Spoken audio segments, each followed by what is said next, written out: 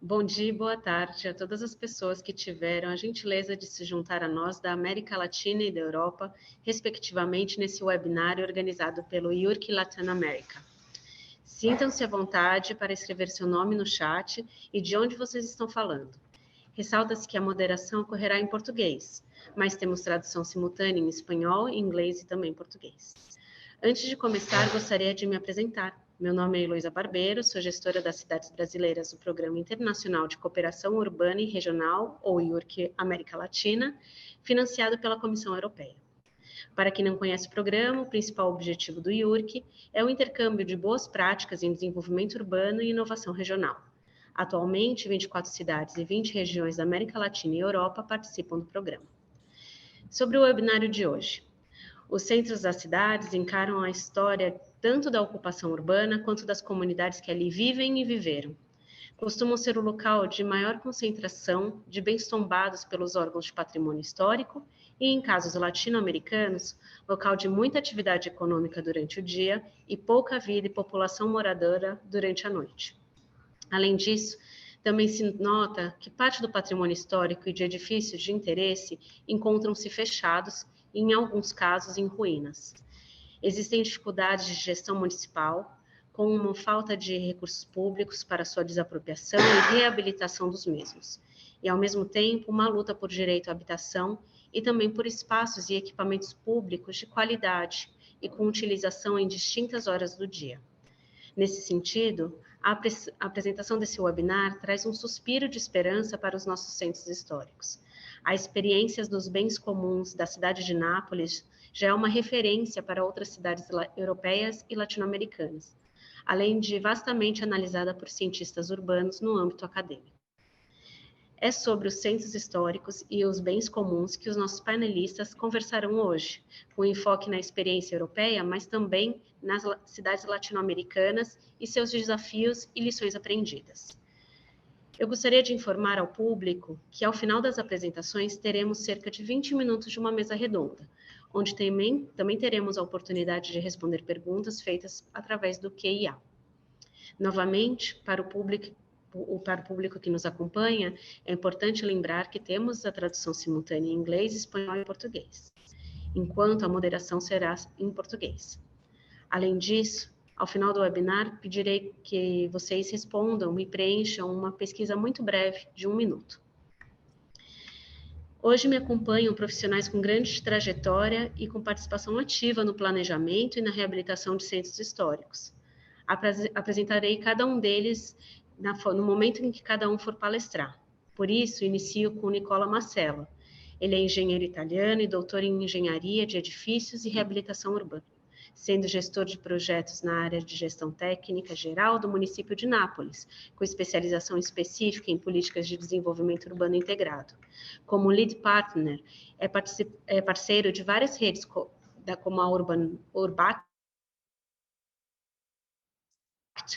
tem apoiado a troca de conhecimento e experiência entre cidades e implementado vários projetos que visam promover políticas de abordagem urbana integrada. Os principais tópicos dessas redes são a regeneração de áreas urbanas com a colaboração direta e envolvimento de seus habitantes, ferramentas inovadoras de governança e gestão, cocriação de estratégias integradas de redução da pobreza em áreas urbanas carentes, promovendo a cultura como motor do desenvolvimento sustentável dos bairros históricos. Como gestor de projeto, foi responsável pela reabilitação de vários edifícios históricos e áreas urbanas, cofinanciado pela Câmara Municipal de Nápoles e pelo FEDER.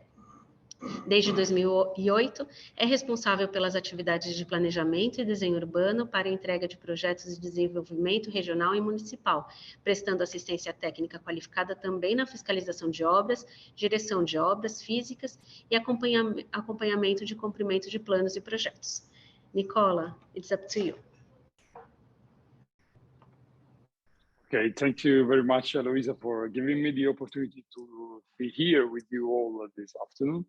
And obviously, big thanks to the whole IURC family, with you and the other person which are collaborating with us as Edgardo Sala, which is in the room today, Aurélie, and the whole program managers. But I also would like to spend 3 seconds to say thank to the city of Manaus and Claudemiro Andrade in particular, which is with us today, because the exchange with the city of Manaus was very engaging and fruitful for us. We have just been in a meeting with the city of Manaus, a site visit there. Unfortunately, I could not participate personally, but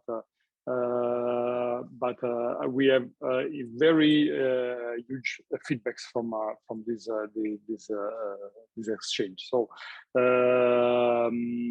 thanks again.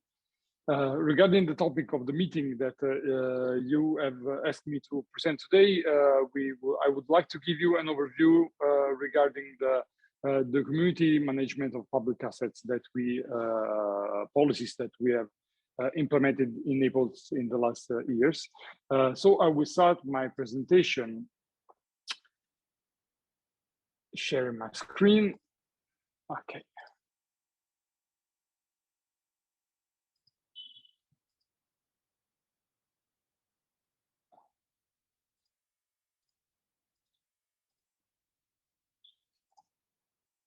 I hope you can see my video. So as probably many people know, Naples is one of the second biggest city in Italy, and it's located in the south of the country. So the city of Naples has almost 1 million of inhabitants, and is also the main city of the metropolitan context, in the metropolitan context of the metropolitan city of Naples, with the 3 million inhabitants. In this presentation, I will focus on the valorization of the historic city center of Naples, which is part of the UNESCO World Heritage Site since 1995. And I personally, I'm engaged in urban regeneration projects within the historic city department, which has been created with the goal to enhance and promote the reuse and the recovery of the buildings and the urban contexts of the UNESCO site, mainly of the UNESCO site, but of the whole bigger city center of the city.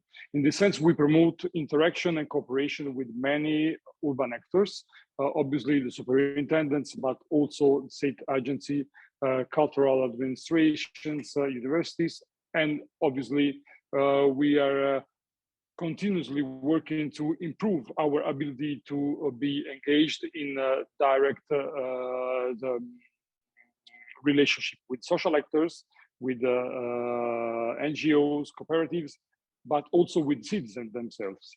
Because one of the biggest goals that we are trying to tackle is to even more and more involve the citizens and the formal and informal group of inhabitants in the valorization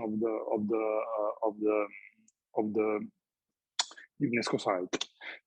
In this context, so we have tried in the last years to implement several projects to limit urban sprawl and to invest in the reuse of the historical city center, which is characterized by 70% of the private buildings, densely populated, and requires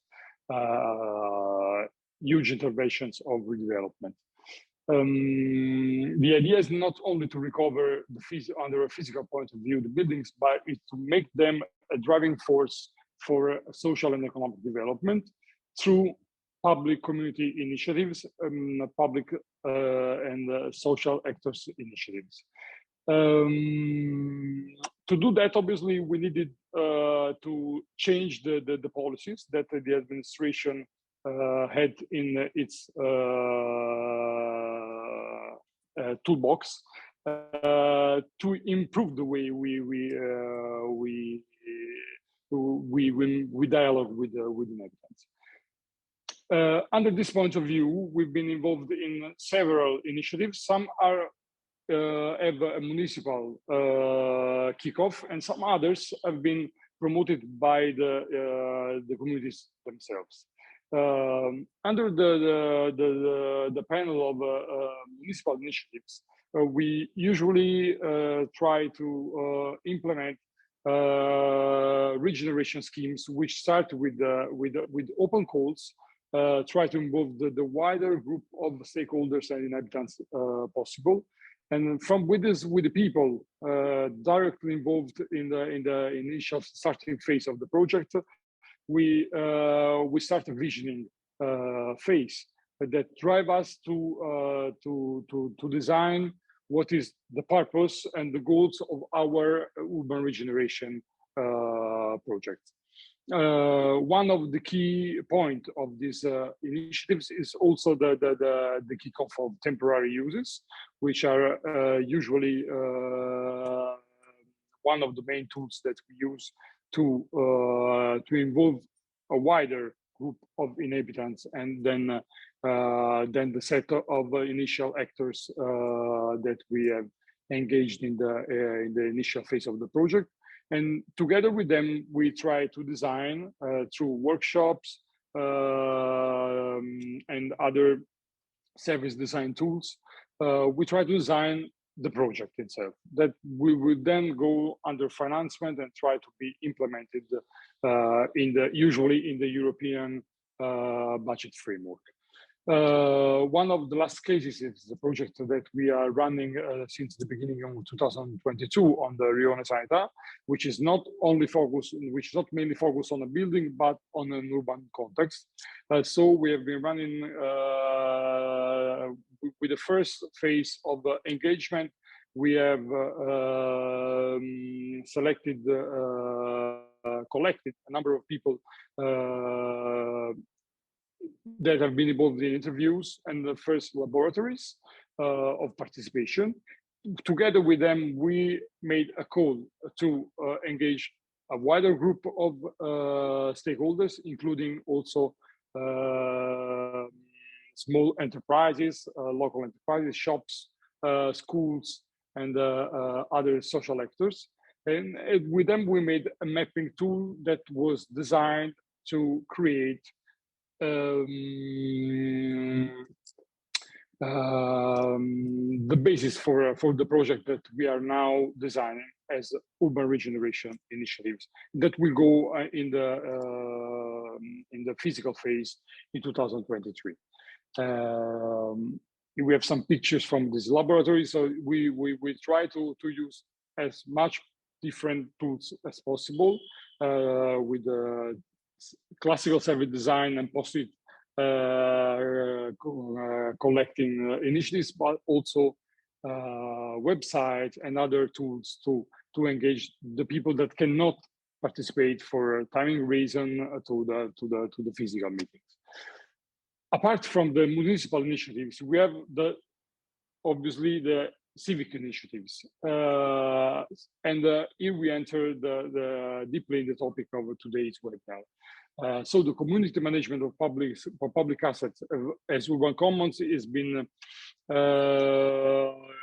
fruit of a cooperation, I would say, that started in 2012, where a dialogue and confrontation between the Neapolitan communities and the municipal administration allowed to adopt a new administrative mechanism that was inspired by the ancient institution of civic use, and this was one of the first steps that the city of Naples did to overcome the traditional urban policies and to try to enrich the toolbox of policies that was still conceived as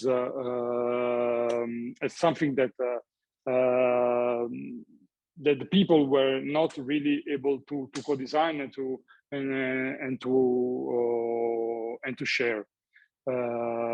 So the civic the urban civic and collective use is a mechanism that fosters the participation of the new participatory institutions, and is made based on democratic assemblies processes.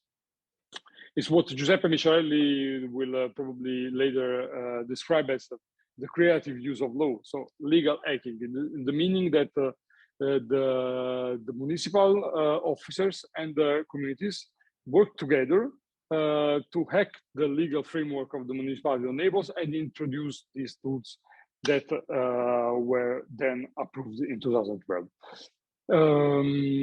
So this group of commoners in a collective work of more than 3 years theorized this mechanism, which has been translated into a delibera, formal administrative tool of 23 articles that sets how and the who is entitled to use the space and how decisions regarding the management of the space are taken. It's a sort of not a sort of shared governance, but it's really a sort of self-governance scheme that makes the community-led initiatives recognizable, institutionalized, and assures the autonomy of both parties involved. On one hand, the administration, and on the other hand, the communities and the inhabitants of the sites. There are 3 key points that characterize the self-regulation. So the power of self-regulate the site is led by the citizen, and then the administration formally recognized the public regulation which has been shared and decided by the inhabitants. So the civic use is a sort of special regime of public and of private, where the public administration guarantees the access to the property without interfering with the activities.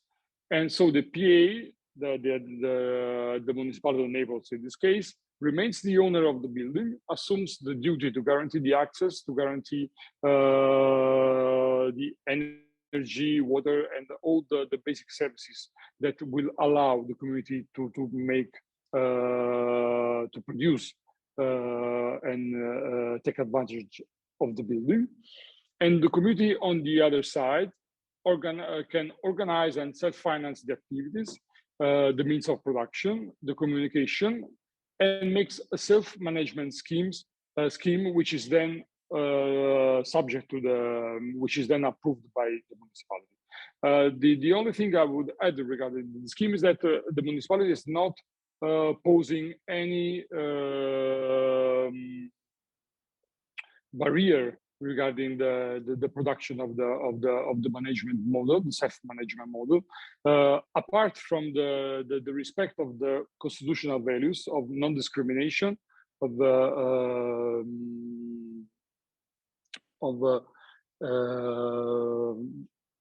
respect of race, respect of religion, and all the values which are shared at the constitutional level. The municipality, on the other hand, guarantees an integrated approach starting from 3 main elements: a technical unit, which is a service in charge of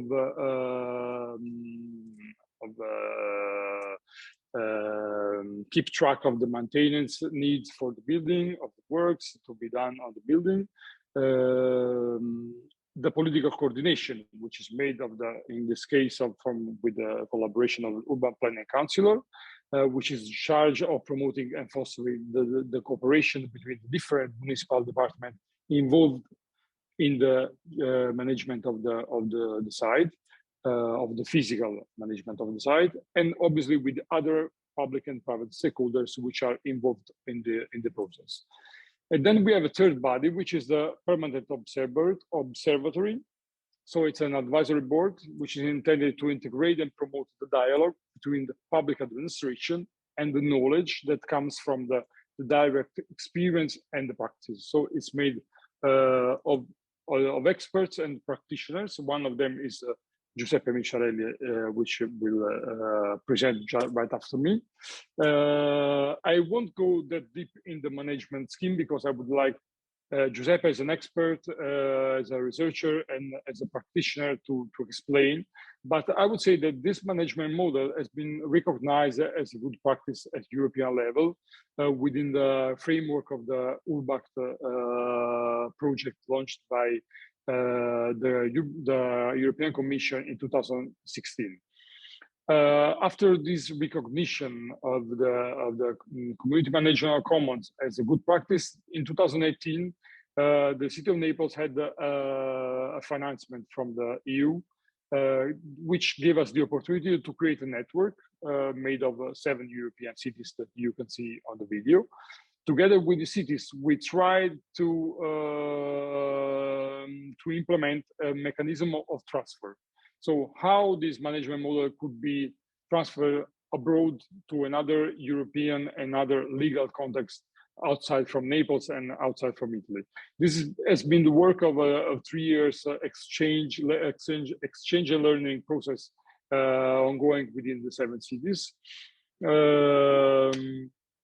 And in this project, we have tried to monitor what city were doing to promote at local level a self-governance scheme around trying to keep track of 5 design principles.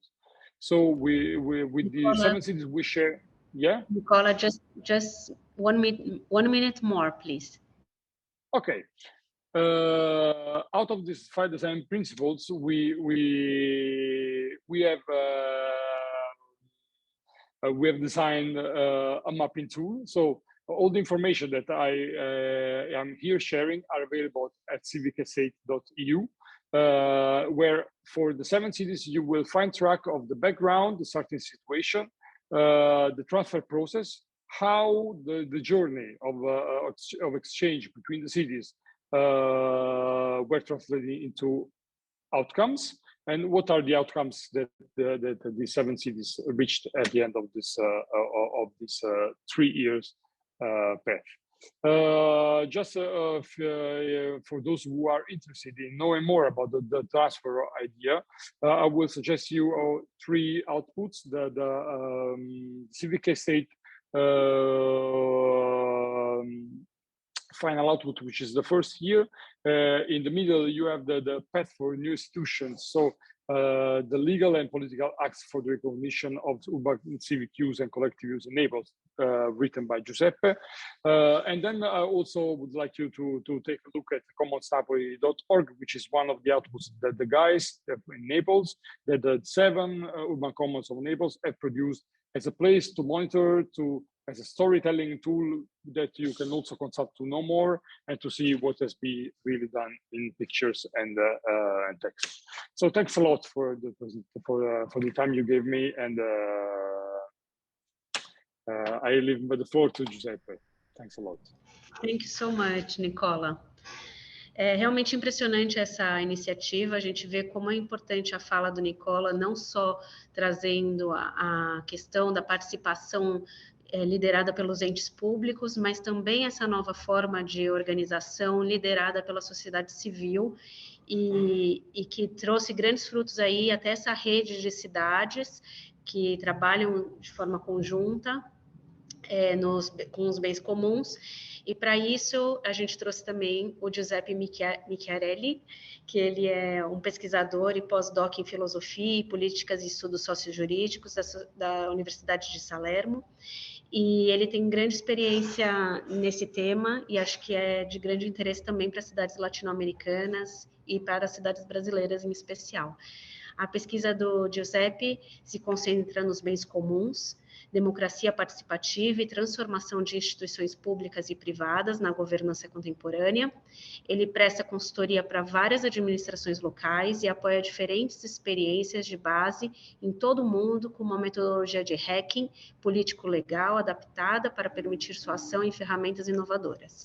Colabora com instituições culturais e cidades, como especialista em governança local, renovação urbana, artes e cultura, também no âmbito do programa da União Europeia, Driving the Change for Better Cities, Urban Act.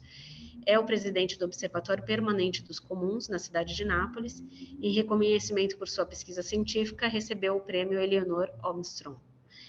Giuseppe, you can start. Thank you very much. I will start sharing my screen, and let me just to say thanks to everyone, but I don't want to take too much time for that, so I will go directly. And let's say this way. What makes an urban space a commons? There is a bit of confusion on this, probably. So let's point some questions. Maybe we can say that a commons is a regenerated urban area or a building, are different things, regulated and administrated, managed by the public administration for make it accessible for all the citizens. No, this is not an urban commons, this is a public space. It's another thing. So we can maybe imagine that an urban commons is a space managed directly by association to all their activities. It's another hypothesis. And even in this case, the answer is not. This is not an urban commons. This is a public space entrusted to private social groups that may do also very important kind of activities. But it's another thing. When we speak about commons, we speak about a third way that is in the between of the public and the private. So the first lesson that we have to underline, and that when we speak about commons, we are not speaking about sort kind of criteria of value. For this, we speak about merit goods, fundamental goods. It's another thing. It's not a scale of value. Commons is not more than private and public. The point is that this big confusion arises because when we speak about commons, we speak probably about many stuff and many things that are so different, like you can see in this picture. So I just want to note that this discussion is not what is Giuseppe saying, but is a big international discussion that, for example, point these two figures, Garrett Hardin and Elinor Ostrom, one against each other. Elinor Ostrom was awarded with the Nobel Prize on 2009, and now there is the International Association for the Study of the Commons that try to follow her work. Let's say that there was a big debate on the crisis of overexploitation of open fields. These open fields, like the picture that you see, some authors like Garrett Hardin say there is the risk of the tragedy of the commons, because if no one is not public, it's not private, it's of everyone, but here everyone means not regulated, probably at a certain point there will be overuse by the people. And Elinor Ostrom and thousands of experience that are daily made by different community of practice shows that it's not like that, because people accord themselves in order to create a self-management organization.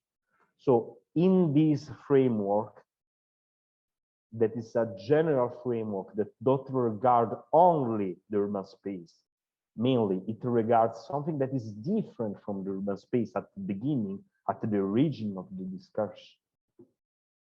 We have this schema that is made by Samuelson and after re-elaborated by Ostrom, where the difference between private goods, public goods, common pool resource that stand for the GPRS, and toll goods is made exactly from an high or low subtractability of use and an high or low difficulty of excluding potential beneficiaries. So here, there aren't urban commons in the origin of the Ostrom discourse. But I think that this was important just to say that the exclusion and the open access, like the picture that I show, this open field, is not made by the access, the absence, sorry, of physical barriers. Sometimes the open access is also the output of a political choice. And here urban commons arise, are space where the excludability and the rivalry, let's say the subtractability of use is another way to say that, are very low exactly for a political choice. It is a political choice to make that premises open. And this choice is so important because it's made directly from the community of users of the place. So for this reason, it's neither public, total public, and neither total private. Because this community of use does not have or don't want to exercise, because it's a political choice, even before a legal status or entitlement, an exclusive right of use of that building, an exclusive management of that building. So one of the core points is that when we speak about the urban commons, there is not a private or a public entity that organize the governance, but the strategy is to have an open governance system. So for this reason, even more important than the legal title is the process, these activities of common sharing, common management, and common use. For this reason, someone say that there is no commons without common. And this funny and stupid photo is made in Sao Paulo. And after Rodrigo will speak about that. And these are some photos that mix different experience all over the world. And I don't want to say who is Naples, who is Sao Paulo, who is other one, because you have exactly the same, let's say, common organizing, common of management, sharing of means of production, using of cultural space in very different place. So these photos are not speaking about only Naples. This photo is speaking about an aptitude that you have in different urban spaces where people that stay inside don't want to use them only because they are titled to do that. They want to open this governance system. And here comes the legal trouble. All right, very beautiful. But how to translate legally that? And another complex point is that when we speak about commons and governance, we are speaking about such different things. Amazon forest is an example. And on the other end, you have an empty, underused building claimed as a commons. It's such difficult to imagine a similar governance. Indeed, we have not to imagine a similar governance. The key, the plus of the governance of the commons is a participatory structure that in the case of the, for example, premises that are so crucial for the entire world, so our world commons is, let's say, what I have not the time to explain, but you can just point a picture on after we will share slide. These are necessary commons, and here the governance structure should be public-based, and citizen groups, association, whatever, are important because are stakeholders that try here to help this public governance, not for their own interest, but because they try to explain, to propose other kind of difference. So here, necessary commons like Amazonian forest, you should have this kind of participatory structure. And in the urban commons that we saw, in that case, we are speaking about another thing. We are speaking about empty buildings. So here are emerging commons, because not all the empty buildings are commons, obviously. And an empty building is not a commons because it's beautiful or more ugly, more beautiful than another. It's exactly a special kind of a collective governance that make it a commons. And here, there is a big debate on which kind of legal tools can recognize this open governance system.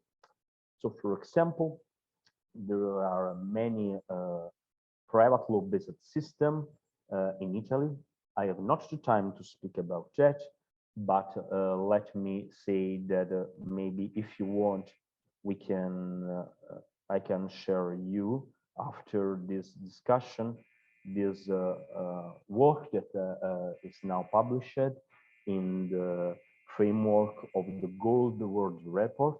There is a chapter on commoning that's a very good chapter, and in this World Report that was published 4 days ago, I think, there is also this case-based contribution regarding urban commons and urban legal tools that you have. There is a comparison that I made participating in this World Report writing that point out why the difference between all these tools, let's say. So I have not time to speak about that, but I will share with you because it can be very useful if you want, I hope, to have some different ideas. Coming back to the presentation, let's say that let me put most of it. Perfect. In Naples, we had these empty buildings that were claimed as urban commons. Let me give you some shock, because these points are useful to understand why it's an innovative tool, the one that Nicola was speaking clearly before, that is this collective and urban use. What is it?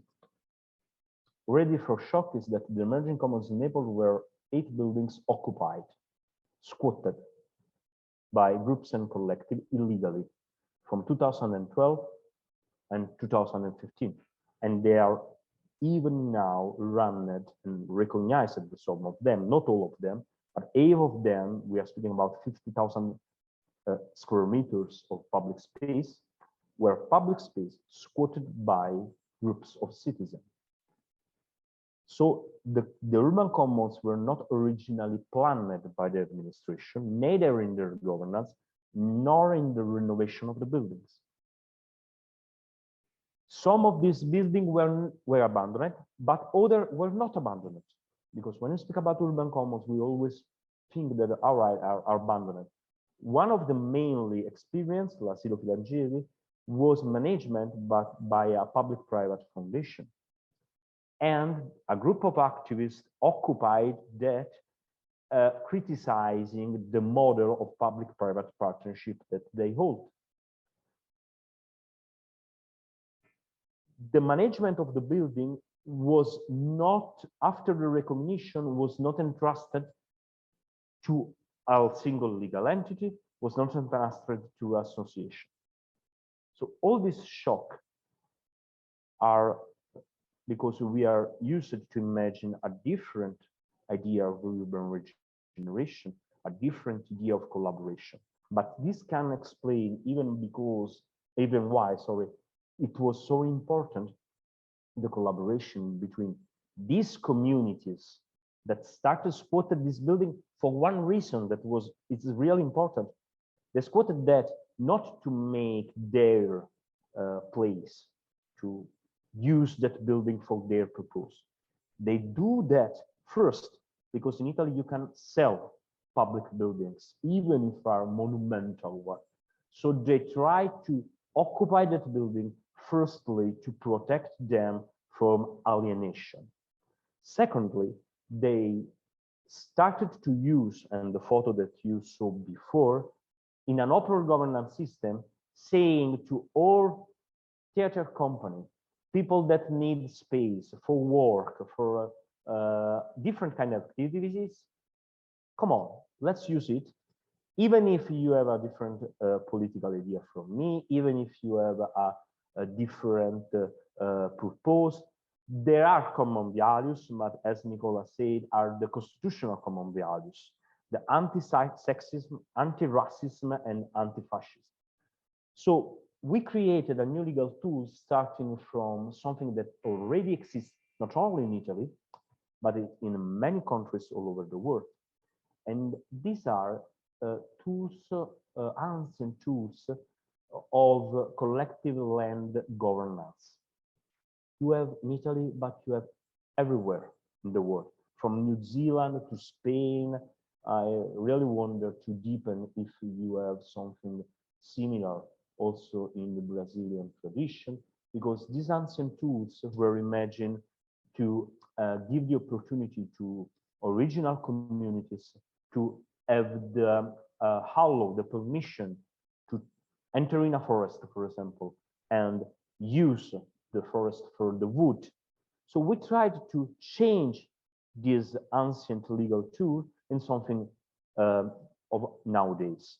So shifting from the right to take root in a forest to the right to use an urban room to make other stuff with young guys, and it is the same principle.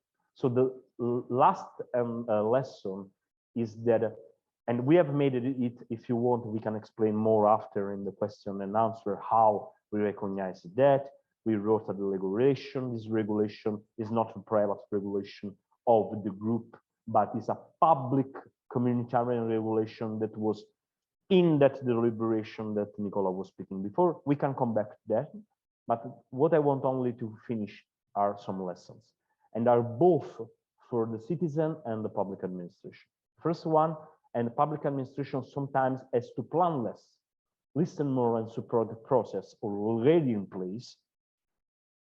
The other is for the citizen must be prepared to contaminate their organization, renounce aggregating only through affinity groups. And so this is very important, because if we made this, we can imagine that commoners are not private actors, but social formation with a public community dimension.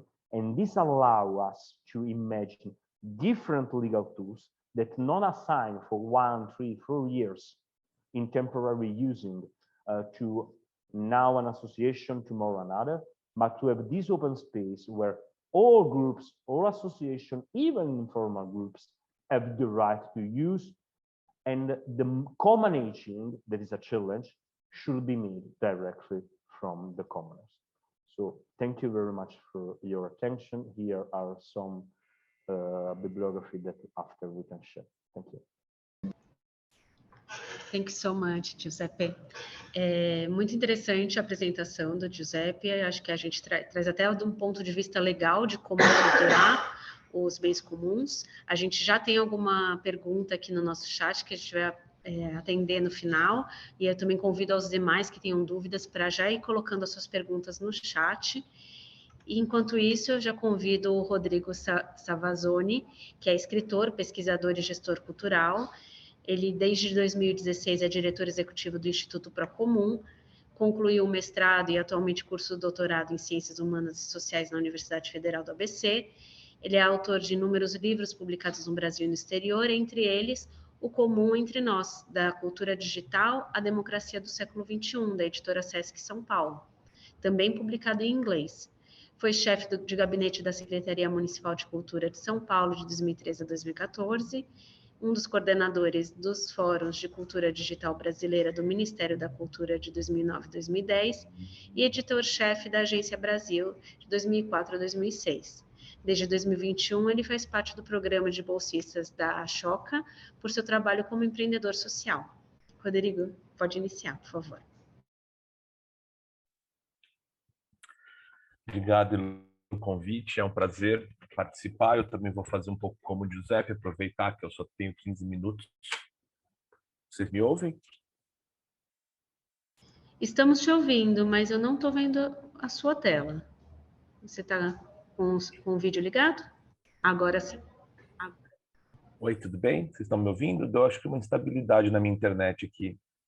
Vocês estão me ouvindo? Estamos te ouvindo, sim. Ah, legal. Então, agradecer, Heloísa, pelo convite e ao projeto do IURC, e eu vou já direto ao ponto, aproveitar já as deixas que chegam das apresentações do Nicola e do Giuseppe para dialogar com elas a partir da pesquisa e da pesquisação que a gente vem desenvolvendo aqui no Brasil. a partir do Instituto Procomum. Eu vou colocar minha apresentação aqui e a gente começa.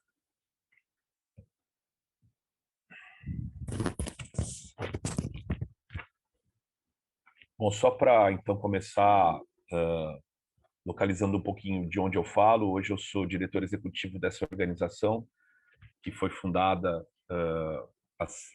começou a ser construída há 7 anos, e ela vem, né, ela surge também de uma experiência relativa ao exercício, digamos, das políticas públicas em âmbito municipal, nesse período que eu participei da administração pública de São Paulo, e dela saio com inúmeros questionamentos, né? O Instituto Procomum nasce envolvendo uma série de pessoas que justamente tem como objetivo atuar para a construção do comum no Brasil.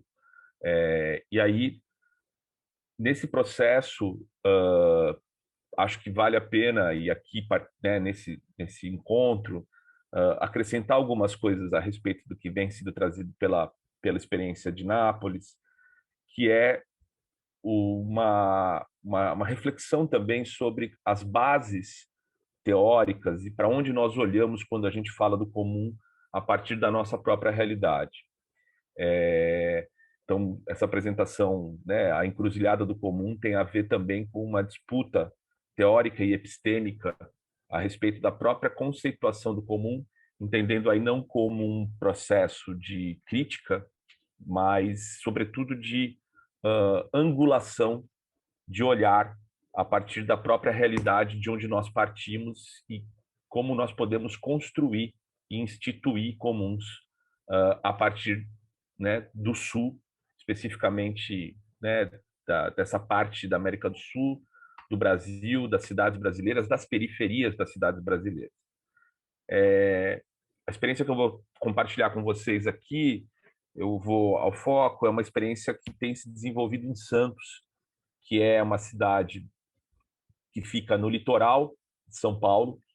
É uma ilha, divide essa ilha com outra cidade, São Vicente. Do ponto de vista da colonização, são os primeiros ajuntamentos, as primeiras vilas de ocupação europeia no que veio a se convencionar chamar Brasil. E justamente essa região metropolitana, uma região metropolitana que tem 2 milhões de habitantes, então é similar, né? A cidade de Santos e São Vicente, a ilha tem 800 mil habitantes, então a gente vê que tem uma proporção similar aí ao que o Nicola nos apresentou em relação a Nápoles. Um dos pontos que eu quero compartilhar com vocês, a partir dessa cooperação, e a gente está aqui dentro de um ambiente de discussão sobre cooperação entre Europa e América do Sul, parte dessa concepção, né, inaugural do projeto do Lab Procomum, que é sobre o que eu vou falar agora, surge a partir de uma conceituação feita no âmbito da Iberoamérica, muito em função da troca a partir com as experiências lideradas na época, Media Lab Prado de Madrid, que foi um centro irradiador. É uma relação interessante, porque o Media Lab Prado passou por um processo de desarranjo, né, recentemente, por conta das mudanças na Prefeitura de Madrid, mas durante anos nós cooperamos a partir das políticas de cultura digital do Brasil e fomos nos acompanhando no desenvolver das ações e fomos formulando coisas em conjunto, e entre elas essa ideia dos laboratórios cidadãos como um modelo organizacional possível para articular processos de commons emergentes, né? Inclusive foi por intermédio do Marcos Garcia, diretor do Media Lab Prado, que eu soube da experiência do Lacilo Filangieri em Nápoles e passei a acompanhar, e depois tive o prazer de conhecer o Giuseppe e a gente iniciar uma cooperação entre as nossas iniciativas e os trabalhos que fazemos por uma absoluta complementariedade de ideias e visões. O que nós temos dito é que um laboratório cidadão ele se faz necessário sempre que há um comum por instituir. Porque a grande questão é, o comum não é um processo dado previamente, né? O comum é sempre um processo de construção. Aquela frase, there is no commons without commoning, there is no commoning without commoners, é a essência do que nós estamos construindo, quer dizer, é articular essas pessoas de baixo para cima para incidir sobre uma outra forma de governança, de poder fazer a ação coletiva, né? E isso vem de uma construção que passa justamente por aquilo que Giuseppe trouxe também da experiência italiana, que são processos emergentes, politicamente emergentes, de democracias que buscam se tornar reais num contexto em que a democracia, um contexto global, em que a democracia se encontra sob absoluto ataque. Justamente a partir da auto-organização, da ação, né, das pessoas e dos cidadãos, né, na direção da construção de outras formas de governança. No que se refere, então, a uma forma política de intervenção que vai enfrentar a estrutura de um modelo de cidade, de sociedade, de organização política que é baseado no que a gente poderia chamar de capitalismo na sua etapa neoliberal. Isso não necessariamente a partir só de um viés ideológico, mas nós estamos falando aqui de uma discussão, por exemplo, que um autor americano, né, estadunidense, que também elabora sobre a questão do comum, que é o Harvey, falando sobre a aproximação entre o conceito do comum e do direito à cidade, vai dizer que justamente as cidades que nós vimos e nos últimos anos, ela se estrutura a partir de um direito à cidade, que é o direito dos ricos de definirem como a cidade se organiza para seu próprio usufruto. E nós estamos falando aqui de uma forma de tentar pensar arranjos e dinâmicas em que a cidade possa ser organizada a partir dos cidadãos, né? A partir das formas emergentes de ocupação dessa própria cidade. Nesse sentido, então, é uma disputa de realidade. Quando a gente olha para isso, a gente chega, então, a esse modelo do laboratório cidadão que nós temos defendido como uma alternativa para gerar um dispositivo de implantação de processos de comunização dentro das cidades, dentro das regiões onde a gente atua, né? Como eu disse, o Media Lab Prado foi a instituição que nos deu régua e compasso. Uma parte dessa formulação também surge a partir dessas trocas e vai chegar justamente naquilo que hoje é a experiência que a gente tem desenvolvido há alguns anos em Santos, que é o Lab Procomum.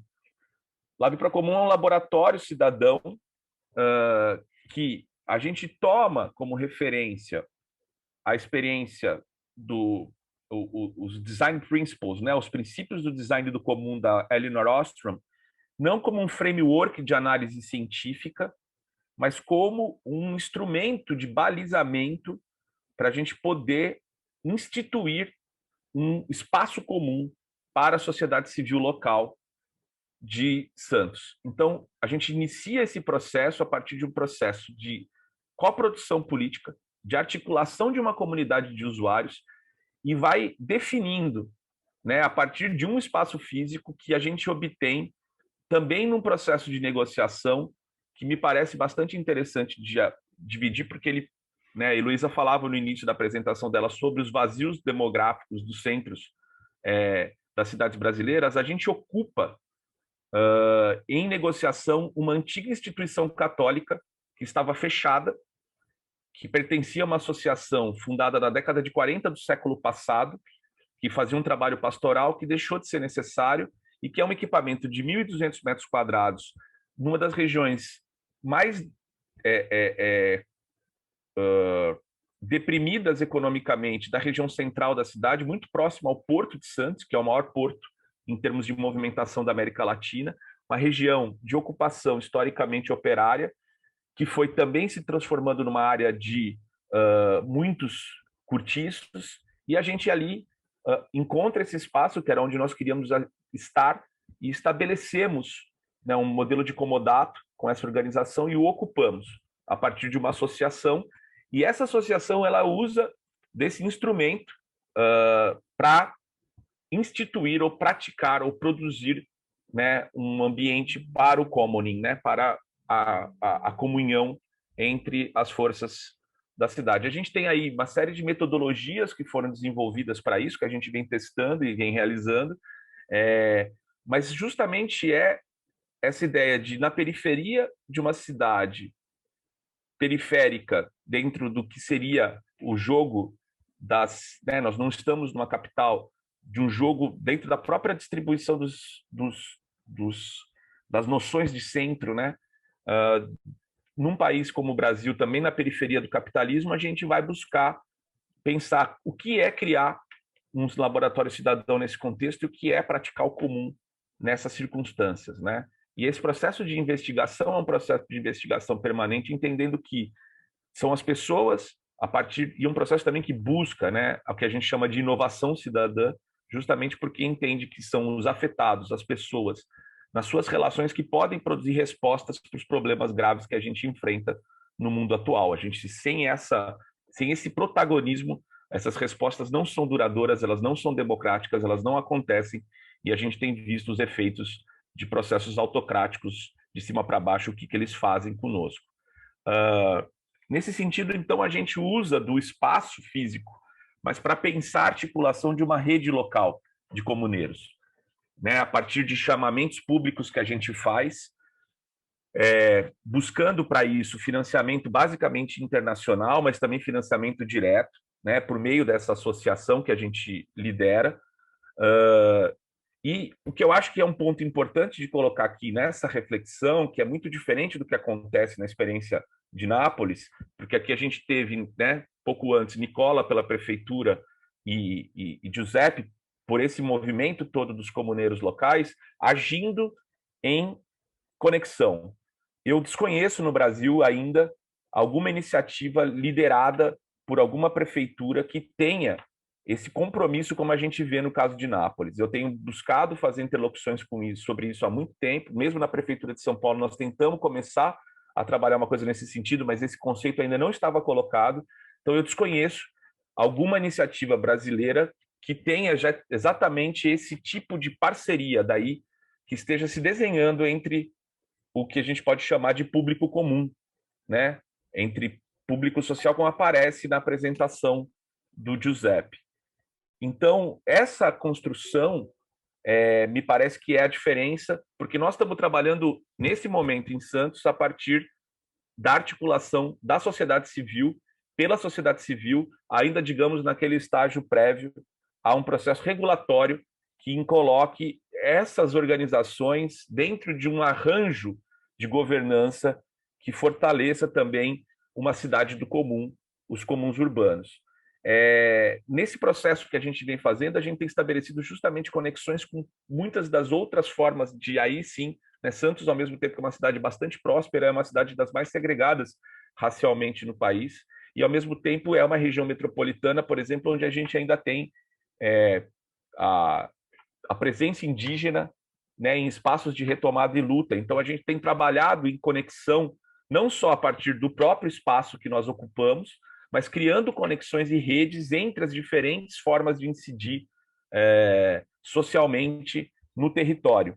Então, essa é uma ação, por exemplo, que acontece, a gente criou os circuitos de inovação cidadã, e essa é uma ação em que a gente juntou jovens estudantes de permacultura, junto com os indígenas Guarani, numa aldeia de retomada para a construção de uma infraestrutura, né, a casa de reza, que era uma demanda desse povo para poder se auto-organizar.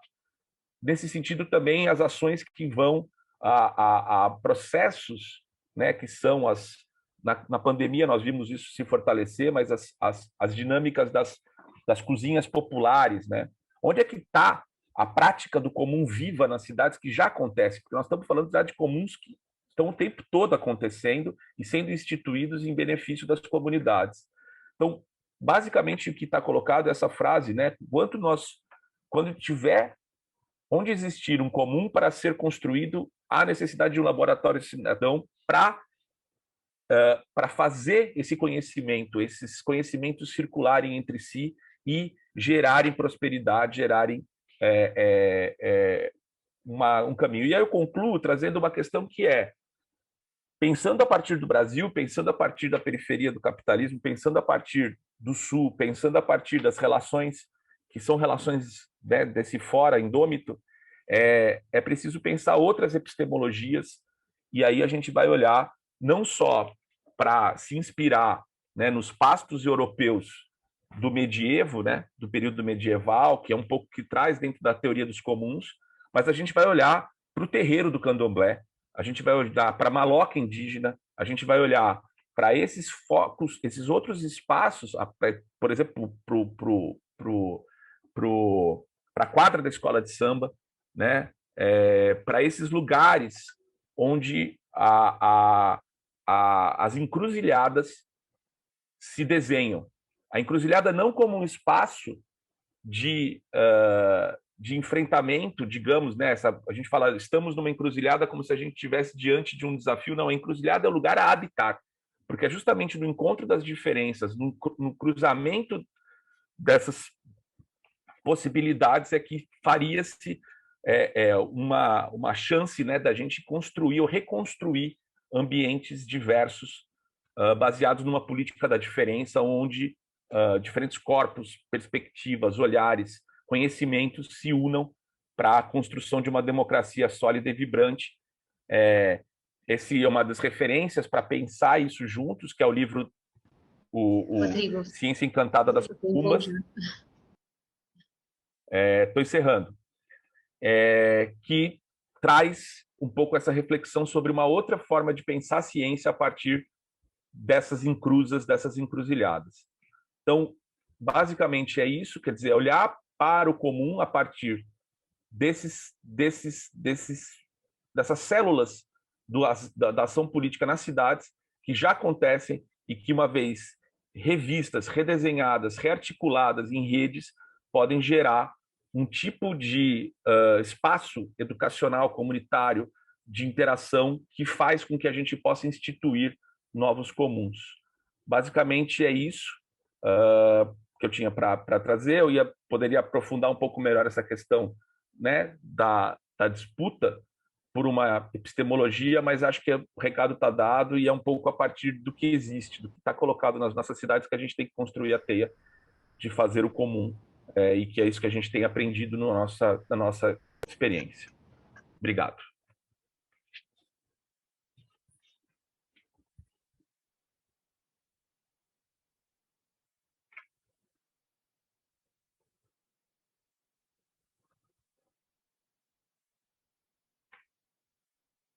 Luísa.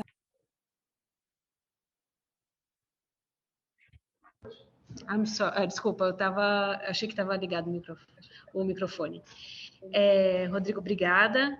Eu acho muito interessante a sua explicação, porque traz a experiência brasileira, né, dos bens comuns, aí a construção dessa experiência, porque é isso, é um passo a passo, é um dia a dia, e ter essa experiência aqui no Brasil, esse início, pelo menos, né, é super importante e válido. O Rodrigo já tinha me informado que ele tem um artigo em português, que depois eu também posso passar para vocês que tiverem interesse.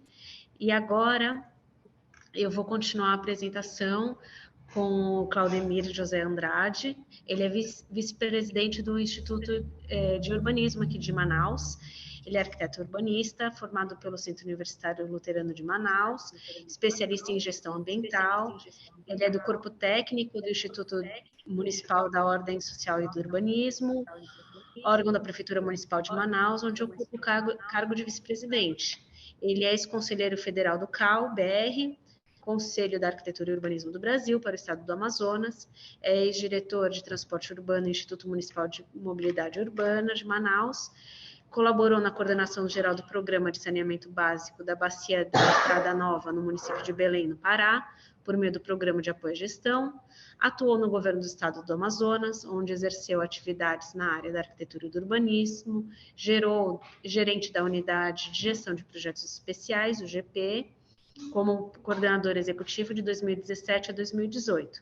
Ele é ex-professor de graduação do curso de Arquitetura e Urbanismo do Centro Universitário do Norte e do Centro Universitário Luterano de Manaus, ex-presidente do Instituto de Arquitetos do Brasil, do Departamento de Manaus, do Amazonas, entre 2013 e 2016, ex-vice-presidente para a região norte do Instituto dos Arquitetos do Brasil, proprietário da Oficina de Projetos de Arquitetura e Consultoria Limitada, possui uma experiência na área de desenvolvimento urbano, planejamento e gestão de contratos firmados com instituições financeiras internacionais e atua em temas relacionados com cidades, planejamento urbano e ambiental e legislação urbana.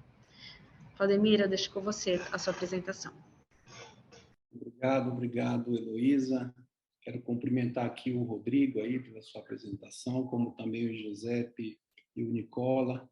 Agradecer aqui a parceria em nome da Prefeitura de Manaus e cumprimentar nessa parceria a Heloísa, que nos acompanhou tanto na viagem a Nápoles, como também na visita de estudo que encerrou no dia de ontem aqui em Manaus, né? E agradecer também a toda a colaboração, o apoio da Aurelie, do Edgardo, da própria Trícia e da Stephanie, que viabilizou, através do IURC, Latina América, essa parceria de Manaus, através do INCLUB, que é o Instituto de Planejamento, de onde o nosso corpo técnico pertence, e ter a oportunidade aí de participar, e principalmente dessa troca de experiência, porque, como o próprio Rodrigo comentou, não existe ainda aqui no Brasil algo mais concreto de bens comuns, e Manaus, quem sabe, não pode ter essa oportunidade, né, e dessa experiência nova. Então, agradeço a todos aqui, vou compartilhar a minha tela para que possamos... só um momentinho. Vocês estão...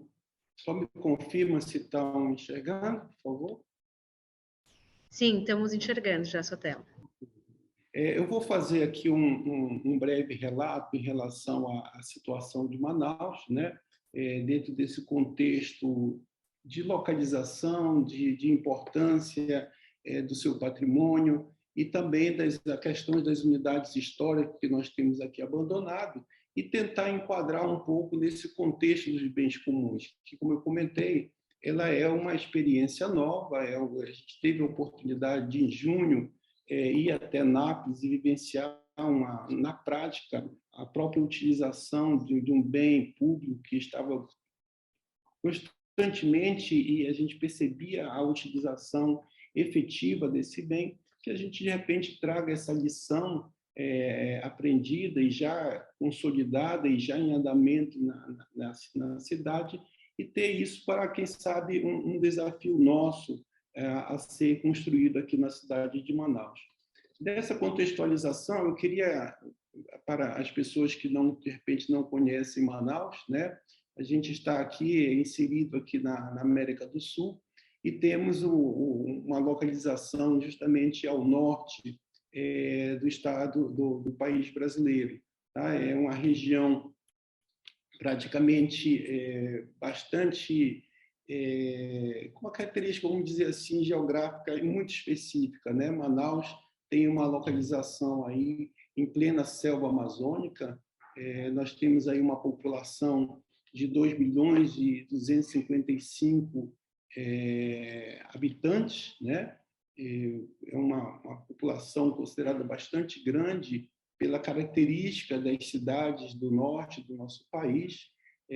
A gente é a capital do estado do Amazonas, né? E dentro dessa característica nós somos a 7ª maior população do Brasil, né? E em compensação também nós temos aí dentro dessa característica a maior população do estado do Amazonas, tá? Então ela tem a sua importância econômica, tem a sua importância enquanto uma das principais cidades do norte brasileiro, concentrando aí grande parte da economia do nosso estado. Essa imagem eu gosto muito dela, porque, na realidade, ela mostra a característica geográfica de Manaus. Nossos colegas de Nápoles, que encerramos ontem uma visita, tiveram a oportunidade de ver que Manaus é uma metrópole, né? uma grande cidade com todos os problemas que as demais cidades possuem, problema de mobilidade, com problema de meio ambiente, de emprego, de renda, de acessibilidade e também de problemas relacionados ao seu patrimônio histórico, né? Dos nossos centros, o nosso centro antigo em si, ela também sofre problema. Mas nós temos aí uma diferença, uma característica muito peculiar, que eu digo que Manaus tem o privilégio de estar localizado numa biodiversidade única e específica, que é a própria floresta amazônica, né? Nós estamos como se fosse um ponto existente desse grande mar da floresta amazônica, banhado por dois grandes rios, que é o Rio Solimões, que é esse negro que passa na frente da cidade, acompanhados aí logo abaixo pelo Rio Solimões, e em seguida temos aí o próprio Rio Amazonas desaguando até o Atlântico. Então, essa localização privilegiada também dá a Manaus uma situação de difícil acesso às outras cidades brasileiras. A mais próxima é Belém e Boa Vista, mas possui dimensões em termos de distância exageradas, né? E até pela falta de rodovias, nos resta ter apenas a mobilidade através da aviação, através dos aviões, como o grande deslocamento, a única possibilidade de deslocamento para outras regiões do Brasil. Falando um pouco do centro histórico de Manaus, ela não é diferente a outros centros históricos brasileiros, né, em termos de dificuldades. E a gente quer trazer essa experiência, quem sabe, vivenciada em Nápoles e em relação à utilização desses imóveis com os bens comuns. A gente teve aqui uma influência muito grande, até mesmo da questão europeia. No final do século XIX e do início do século XX, os nossos urbanistas vinham da Europa e, através da própria exploração comercial da borracha, Manaus teve grandes possibilidades de investimento, uma rica economia que viabilizou aí a própria urbanização do início da urbanização da cidade, principalmente na área de saneamento, e das construções, né? Das construções de alguns edifícios arquitetônicos que têm aí uma influência europeia, mas que a gente tem hoje o desafio de retorná-lo novamente atrativo. Como em outras regiões, a gente tem toda uma dificuldade sobre o vazio que esse centro histórico de Manaus hoje tem, apesar de, durante o dia, tanto pela parte da manhã como da parte da tarde, há uma grande movimentação em função de grande número de comércios e serviços. Então, é uma população muito transitória. No entanto, no decorrer do encerramento do expediente comercial, já iniciando à noite, nós temos um esvaziamento considerável do centro, vira um ambiente vazio, inseguro, com grande prostituição, com grande vandalismo, que, infelizmente, afastou, digamos assim, a população do centro da nossa cidade. E esse desafio agora, a gente tem trabalhado muito através da gestão do prefeito Davi Almeida, né, que é o gestor aqui que está aqui atrás de mim. Ele tem, dentro dessa nossa política de planejamento, nos dado todo o entusiasmo e demonstrado todo o entusiasmo de querer realmente reverter a situação de uso e ocupação dos nossos centros, do nosso centro histórico. Então, dentro desse pensamento, o Instituto de Planejamento Urbano vem trabalhando não só dentro das legislações existentes, né? Vocês podem perceber nessa tela aqui as sobreposições de áreas protegidas, não só no aspecto federal, que é uma área tombada pelo Instituto de Patrimônio Histórico e Artístico Nacional, que é essa que está em azul, como também outras áreas de âmbito local, definidas aí dentro do plano diretor,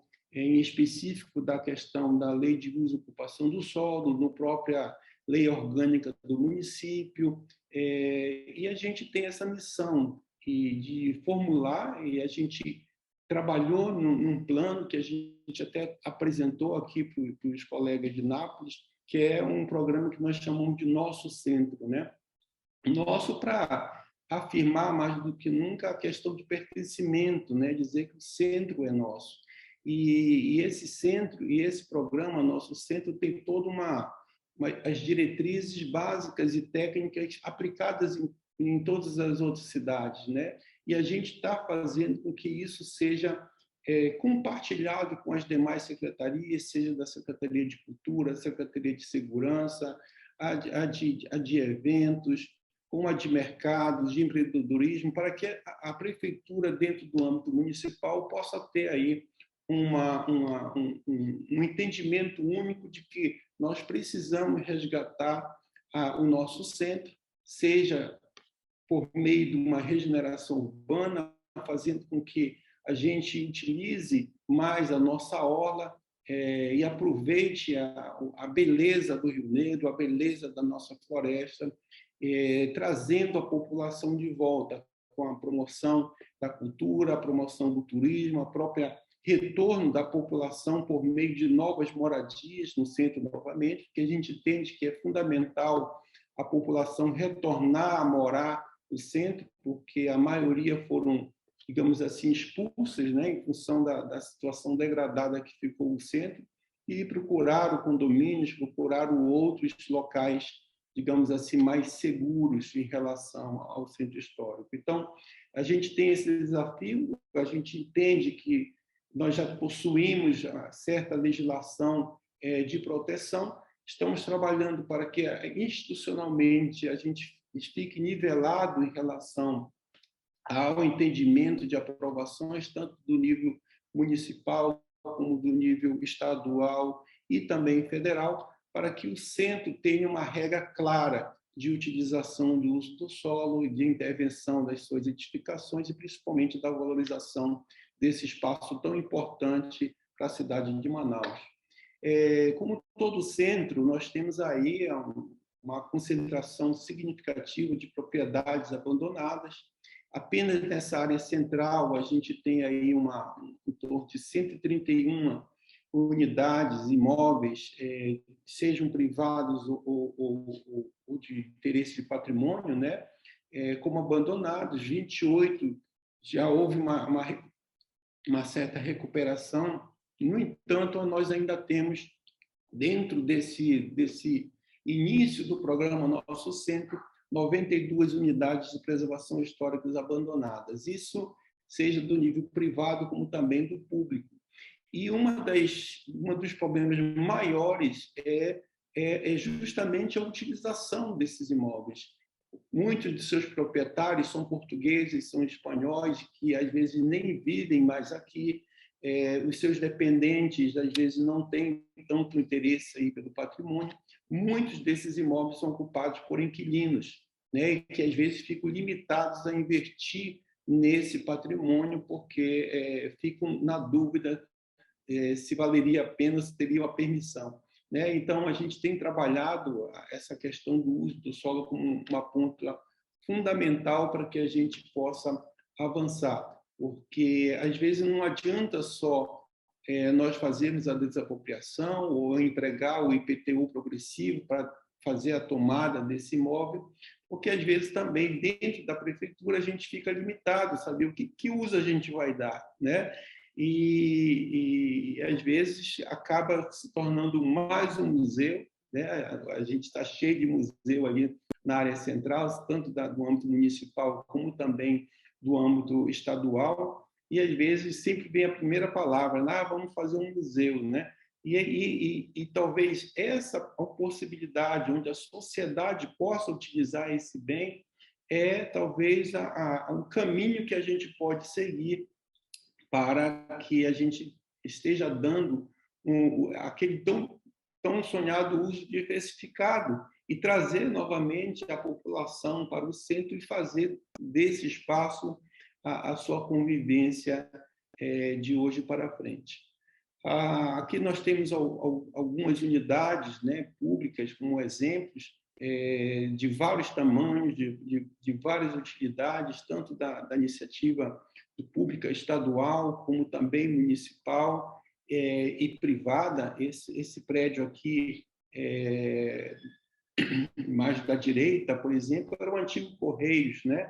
Os Correios, que é do âmbito federal e hoje está na iniciativa pública, ele hoje praticamente está abandonado e é um prédio belíssimo, de 4 andares, né? Então, uns são escolas que também fecharam, então existem muitos imóveis como esse abandonados, sim, talvez à espera de uma definição, à espera de um uso a ser dado. Enquanto isso, alguns são invadidos, alguns são depredados, alguns são perdidos às vezes, porque a própria depreciação faz com que ele entre em ruínas.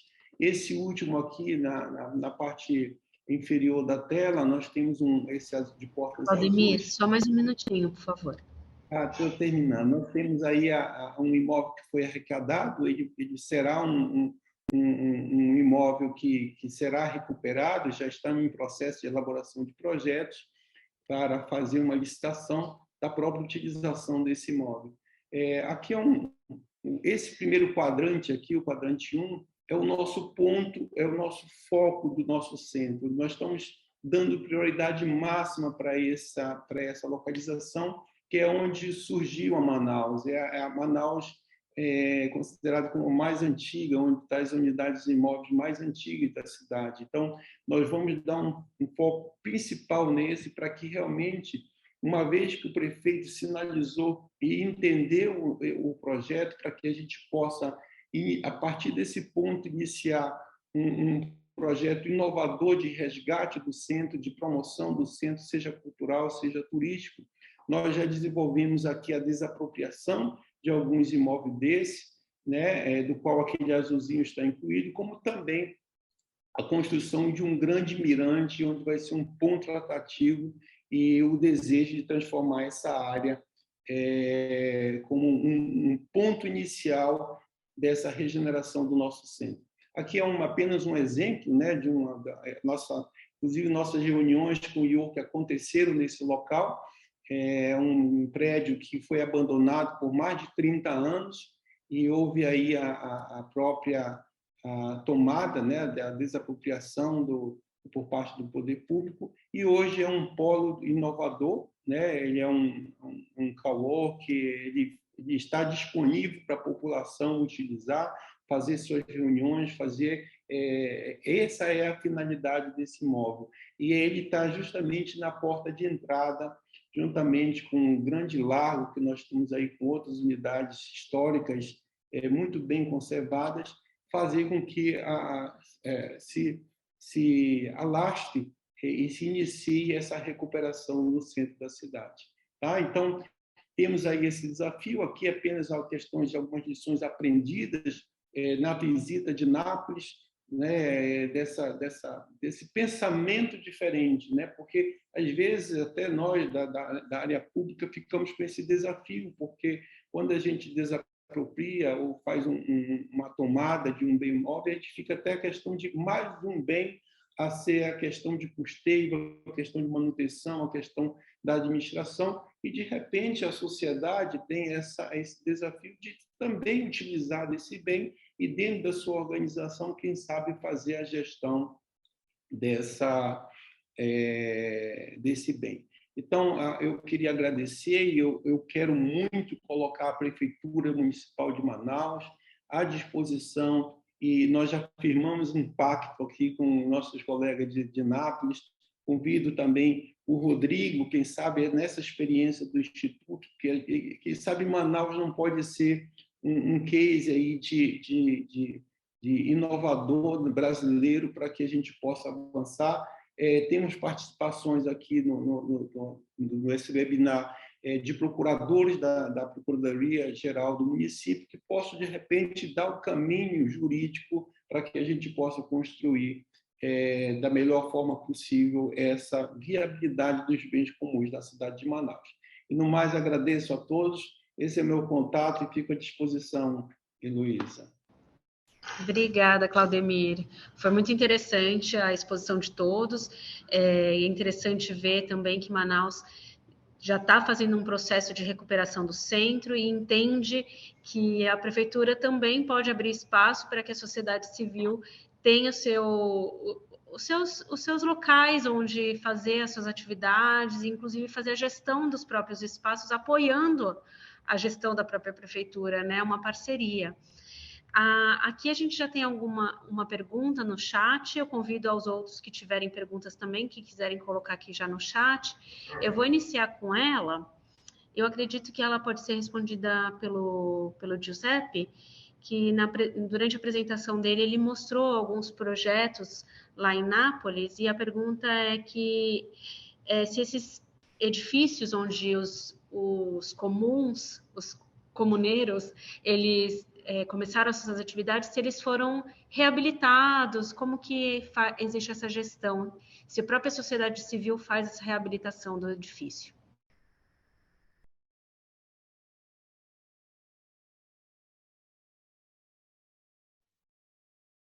I answer, Nicola, or you want to take the floor? I also wrote an answer. I can even share here to make it clear for everyone. Oops.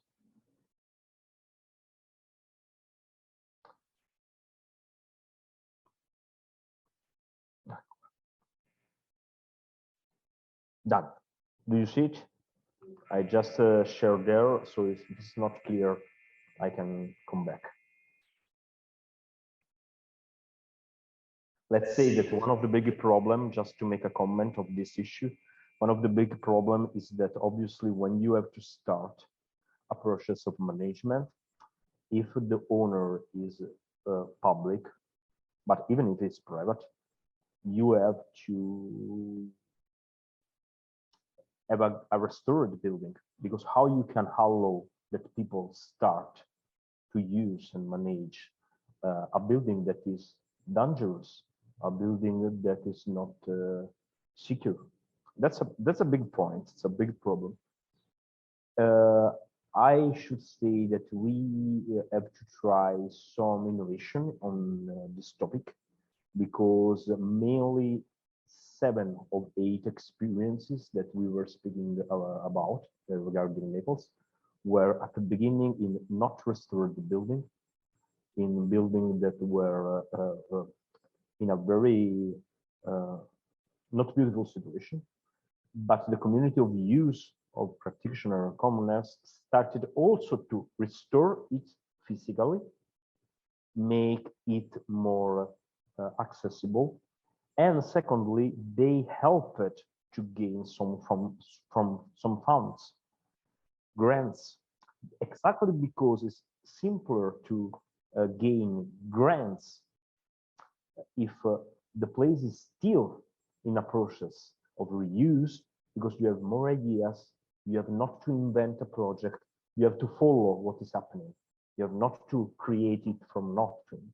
And even because that people is interested to search for opportunities. So in the schema that I show, there are the detail, but this is a really more complex issue. In Naples, with the Urbact action that Nicola was speaking before, we dedicated a part around the self-constructing and self-renovation issues, but we are far to have a great solution. So this is something that I hope we can work together in the future. Thank you, Giuseppe. Eu tenho uma pergunta que eu gostaria de dirigir para o Nicola, que eu queria entender como que como as prefeituras, né, no caso então a prefeitura de Nápoles, ela apoiou a sociedade civil, né, a alavancar os projetos que estão sendo realizados pelos bens comuns. Sorry, Elo, can you repeat also in English, because I followed you in Brazilian, but I'm not sure I got all clearly the question. I want to know how the municipality of Naples gave support for people or for the society to start doing the projects in the commons. Okay, actually, as Giuseppe explained also in the beginning of his presentation, the main several buildings which are now managed by self-managed by the community as commons were basically squatted. So the people helped by themselves, and they made a very courageous, very proud act of putting the municipality and the politicians too in front of a choice. The choice was you can just sell the building and just make exploitation of the building under economical point of view, which is a question that is very crucial for us, because the municipality of Naples is has been now is in a better condition, and it wasn't 2012 was close to a bankrupt state. So we were very poor. So we are still very poor. So we have several checks that are made on our expenses at a central level in Italy, so from Rome, because we are entering the debt that the municipality has developed in the decades. So we don't really have the opportunity to share also a huge amount of money for the recovery of the buildings. And here I would like to link with what Giuseppe was saying before. So the municipality is not really able to follow up the questions and the emergencies that the people pose for the recovery of the building at the right time. So sometimes we ask for help in a way to have the people engaged in self-recovery and so be able to work by themselves. And some other times we make some kind of exploration of funding opportunities that we would like then to translate into project for the recovery of the buildings, even if as we've been saying also before, the matter of fact is that when you then put a huge financement on buildings, then you have hungry exploiters coming. So people that see the renewed building have an economic interest on that. So it's always difficult to keep the balance between the necessity to hold a community management and the necessity also to grab the funding and be sure that at the end of the works, the purpose that we've been tackling at the beginning of the project still remains around the topic of letting the people make use of the space. These communities, these inhabitants make use of the space. So how it started? It started with by community instance, so a community need that at a certain point of the past administration, the administration and the communities had the chance to speak, to represent clearly their needs, and this is all a matter of being able to listen.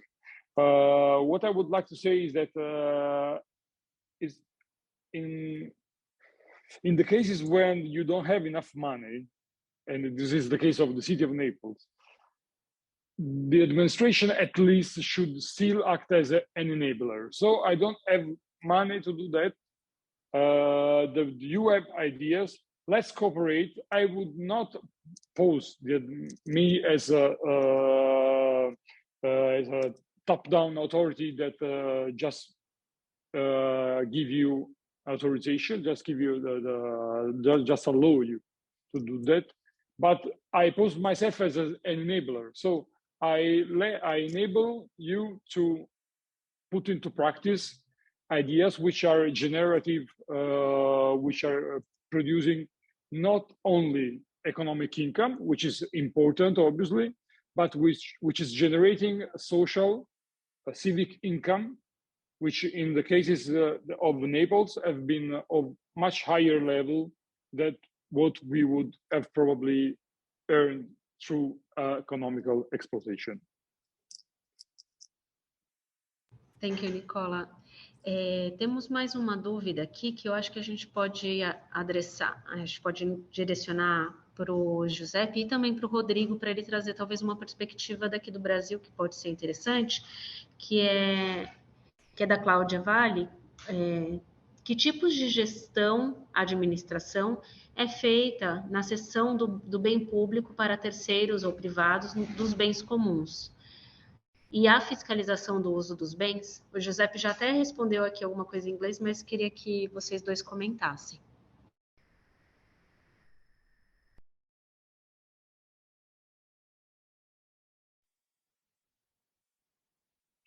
Giuseppe starts. Yes. No, thank you for the question. I tried to answer quickly. And the innovation is exactly that. One of the innovation is exactly this element, that this declaration of use that we were speaking, and if you want, you can find more in one of the on this. I can show, maybe it's simpler. I can do it in this way. You can find more info here.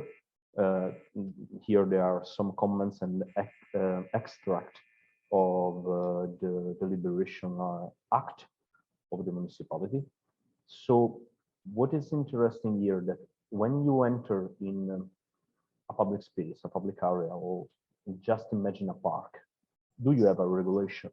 It's a public regulation that expert, public officer, very skilled people have done.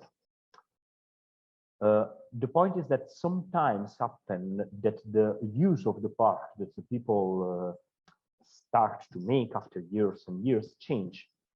And not always the regulation made by the public officer allow to do what the needs of the people are rising, are asking to do.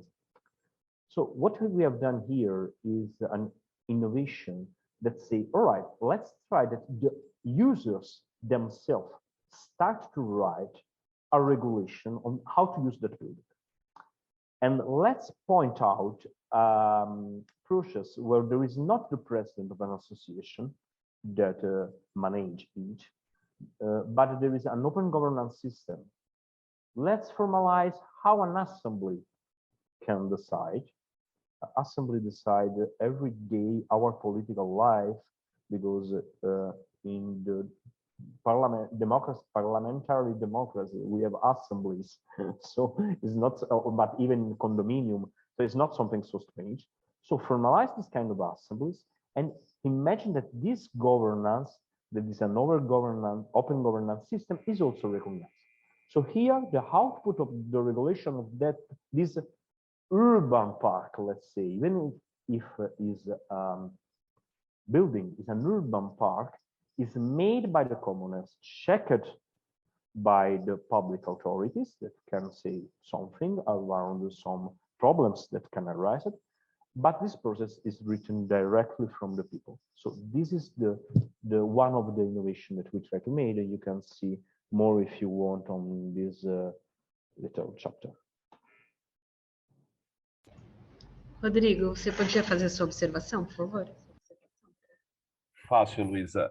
Primeiro, eu acho que é importante a gente destacar que a experiência de Nápoles, ela é bastante exclusiva, de fato, do ponto de vista da inovação jurídica, e não é à toa que ela é reconhecida internacionalmente por conta de trazer um modelo inovador baseado, né, num princípio, digamos, regulador, que vem, né, de um outro momento da história humana, mas atualizando, né, para o tempo contemporâneo.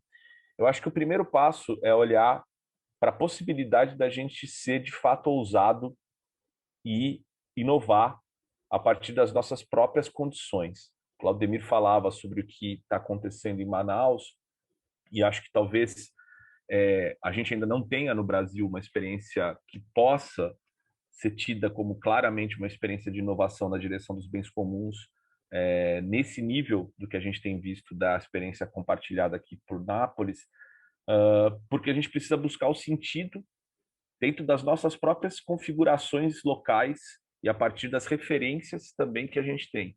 Então, por exemplo, eu trago uma reflexão que é a da lei de reconhecimento das terras quilombolas, que foi do início do governo Lula de 2003, que trata, por exemplo, do uso, né, de uma coletivização da titulação da propriedade, por exemplo, para as comunidades quilombolas, e que há uma discussão, tem um professor, inclusive, ligado ao debate sobre o comum no Paraná, que faz essa aproximação sobre isso, para tentar pensar uso, né, comum e uma regulação específica que parte desse tipo de solução jurídica.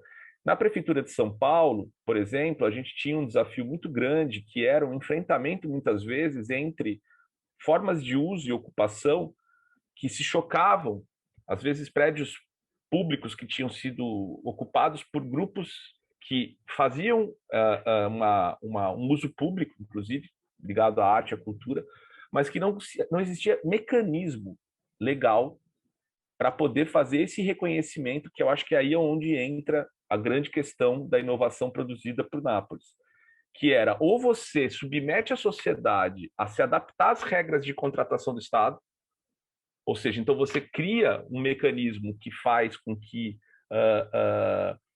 sejam as organizações emergentes que tenham que se adaptar, ou é impossível fixar esse tipo de parceria.